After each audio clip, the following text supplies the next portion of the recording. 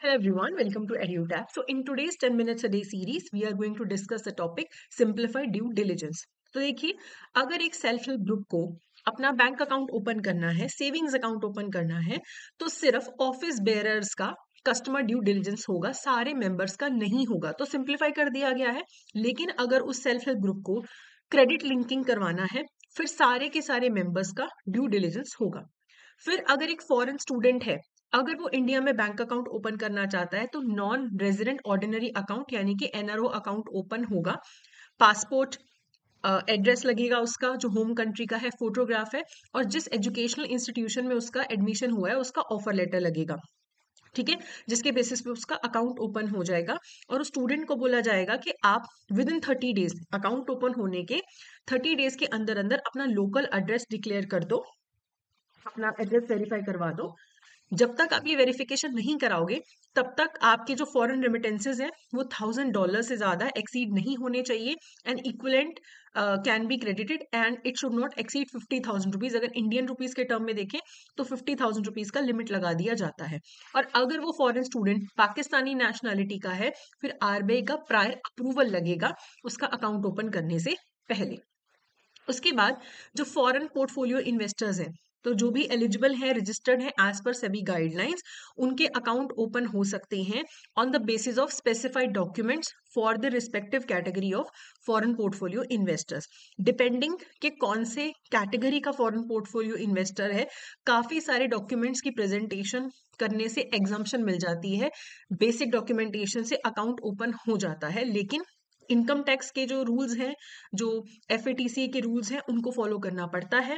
And need to obtain an undertaking, उस FPI से या ग्लोबल कस्टोडियन से ये अंडरटेकिंग लिया जाता है कि जब भी एग्जम्प्टेड डॉक्यूमेंट्स भी डिमांड किए जाएंगे, वो एफपीआई सबमिट करवा पाएगा।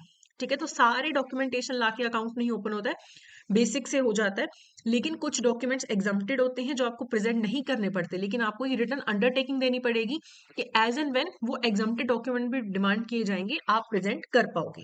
ओके, उसके बाद है पर्सन्स विद नो ओवीडीज, जिनके पास कोई ओवीडी नहीं है, ना आधार कार्ड है, ना ड्राइविंग लाइसेंस है, तो उनका अकाउंट कैसे ओपन होगा? उनके लिए स्मॉल अकाउंट्स ओपन हो सकते हैं, लेकिन उन्हें 12 महीने दिए जाते हैं कि 12 महीने के अंदर अंदर आप फिर अपना ओवीडी ले आना, नहीं तो आपका अकाउंट क्लोज कर देंगे। अगर ऐसा हो कि 12 महीने बाद आप कस्टमर को बुलाओ कि लाओ अपना ओवीडी लेके आओ, और वो बोले कि मैंने अप्लाई कर रखा है, ये देखो प्रूफ, तब आप उसे 12 महीने का और एक्सटेंशन दे सकते हो, लेकिन उसके बाद एक्सटेंशन नहीं मिलता है। ऐसे अकाउंट्स में लिमिटेशंस होती हैं। एग्रीगेट सारे क्रेडिट्स का मिला के 1 लाख रुपए से ज्यादा का नहीं हो सकता है। एग्रीगेट जो विड्रॉल्स या ट्रांसफर होते हैं 1 महीने के अंदर, वो 10,000 से ज्यादा के नहीं हो सकते। बैलेंस किसी भी पॉइंट पे 50,000 से ज्यादा नहीं हो सकता, लेकिन इस 50,000 में जो गवर्नमेंट ग्रांट्स हैं, वेलफेयर बेनिफिट्स हैं, वो बीच में काउंट नहीं होती हैं। और इन अकाउंट्स में फॉरेन रेमिटेंसेस भी क्रेडिट नहीं किए जा सकते। तो इसके एमसीक्यूज करने से पहले I would like to inform you कि आप हमारे मास्टर कोर्स में एनरोल कर सकते हैं। जैब एग्जामिनेशन की डेट्स जो है वो मई में है।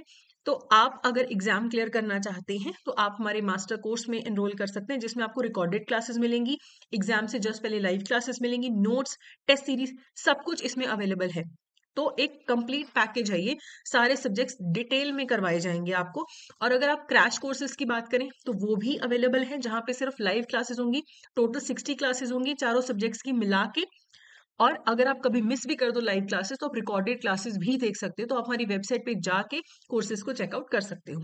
तो क्वेश्चन देखिए, which are the following statements regarding self help groups CDD is incorrect. For savings account of SHGs, CDD of all the office bearers is required. Office bearers का CDD होता है correct. For savings account, CDD of all members is required. सारे members का तो required नहीं होता।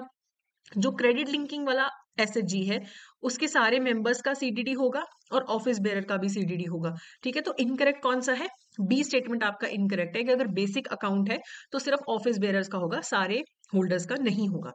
For an NRO account of foreign student, what is the maximum amount that can be withdrawn in a month during the period of pendency of verification of local addresses? तो अभी जब local address जब तक नहीं verify होता, तो 50,000 का limit रहता है उस अकाउंट पे। ठीक है, तो ये था हमारा आज का session. That's it for today, thank you so much.